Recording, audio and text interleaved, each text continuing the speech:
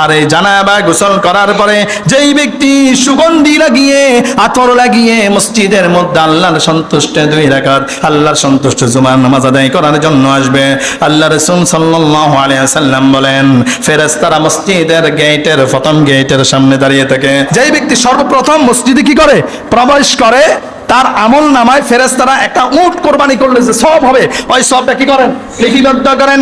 দ্বিতীয় নাম্বার প্রবেশ করে ওই ব্যক্তি গরু কোরবানি করলে গরু কোরবানি করলে যেই সওয়াব হতো সেই সওয়াব বান্দার আমল নামায় ফেরেশতারা লিপিবদ্ধ করেন। আল্লাহু আকবার। যেই ব্যক্তি তৃতীয় নম্বরে মসজিদের মধ্যে জুমার দিন প্রবেশ করবে ফেরেশতারা একটা শিংবিহীন বকরি একটা শিংবিহীন গরু কোরবানি করলে যে সওয়াব হয় ওই সওয়াব তার আমল নামায় লিপিবদ্ধ করেন।